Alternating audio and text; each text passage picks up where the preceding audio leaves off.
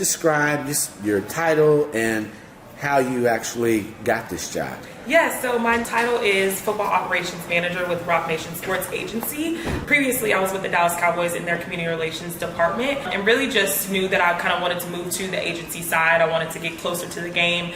I started developing relationships, started reaching out to people that I knew worked for agencies and just seeing how the day-to-day life was and if it really was something that I wanted to do. And through that process, developed really great relationships, and this opportunity came to me and I could not pass it up. You know, describe 3 things that you would tell young women that are considering opportunities and careers in sports. I think number 1 is don't be intimidated. That's a hard one because it's a male-dominated industry. I think obviously that's starting to flip, or not flip, but even out. But I would say just not to be intimidated, not to feel like you are inferior just because you may be one of few. I think just having that confidence in yourself, if you know your stuff and know the game and know the industry, then you will stand out. A lot of times you will stand out just simply because you are a woman. And so use that to your advantage and again, really know your stuff so that you can have that confidence in yourself and know that you are meant to be there. And then I think just not being afraid to take a different route. My career journey has looked a lot different than maybe some other people that work in sports. I've worked outside of sports for a number of years and found my way back. So I think that's really important to know is that if you have an end goal in mind, you will get there if you just work towards it and just to get as much experience as possible because it will all make sense in the end. I think the third thing is just to have that tenacity to not give up. It's really easy, especially in such a competitive industry, to say this is not for me or I just can't find anything and just give up. But I think it's really important just to remind yourself of that end goal and remind yourself why you're doing it, to have that your own personal purpose and life purpose of why you got into it in the first place, and just keep going because it will again make sense in the end. If you were given a speech at your alma mater, and you say the name, what would be the title of your speech, and how would you challenge the next generation to best their best? Ooh, that's a hard one.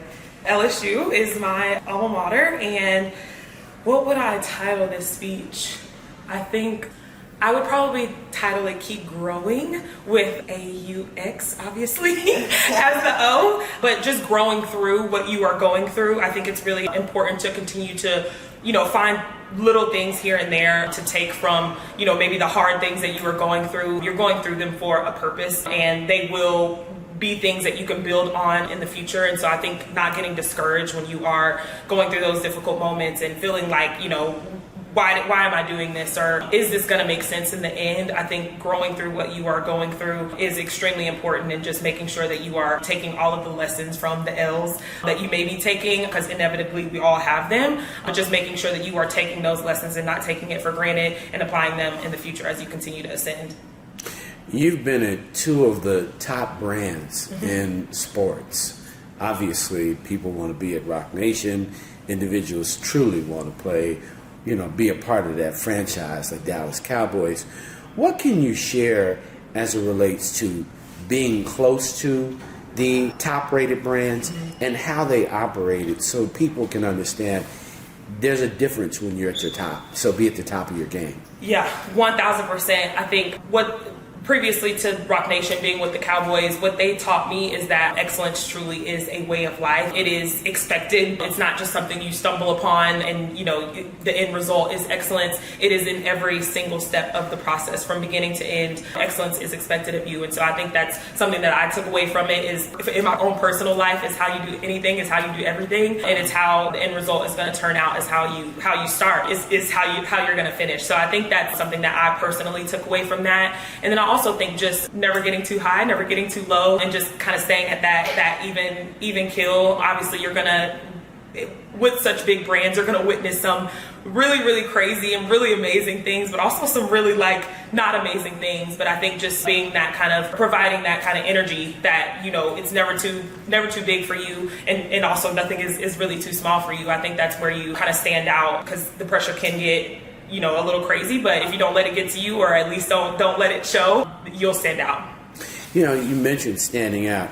How do you stay sharp? 3 things that you do as a professional to stay in front, to innovate, and obviously to leverage technology to your benefit. Yeah, I think the first thing that I do that's extremely important to me is just staying current on trends, reading, researching outside of business hours, doing it for fun, reading books that may be pertaining to sports, or subscribing to newsletters, or, reading different articles that, are talking about different trends that are emerging. That's extremely important to me, and something that I found that I've been able to use to my advantage. You stand out in a meeting room when you speak to something that no one in the room even knows about because they just simply didn't read an article, because obviously we're all used to scrolling on our phones and that's how we get our news and we want something quick. But just taking a minute to, education after K-12 is on us, right? What we learn after that is completely up to us. And so I think just taking that time to continue learning is extremely important.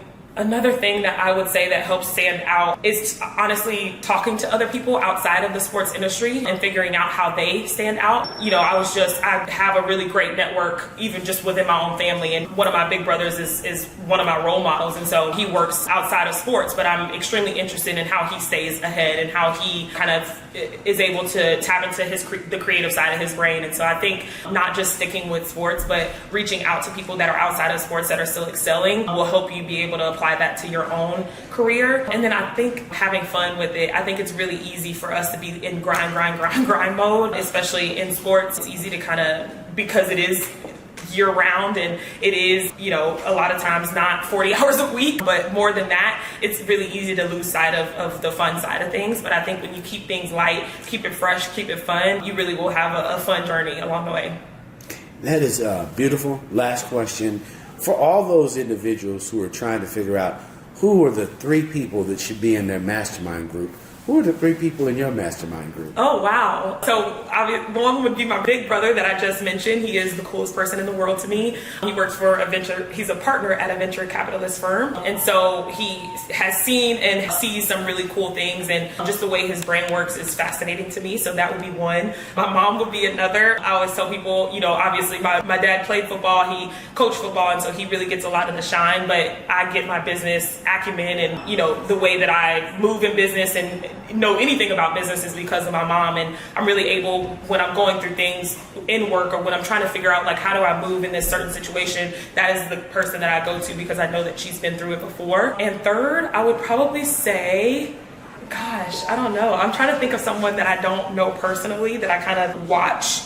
I would probably say, I think everybody will say this, but I think Oprah is extremely inspiring. I think just the way that she has willed herself out of her own situation and made a lane for herself when she got a lot of no's. And also she started to ascend much later in her career as people would maybe think, or when she was older per se. And it's always a reminder to just that, it's never the end, and you can create your own lane, you can do your own thing, and it's never too late, honestly. If I wanted to switch today and say, I don't want to work for an agency, I want to do something else, I think that's a huge inspiration for me to say, it's never the end, and I can really take it however far I want to go.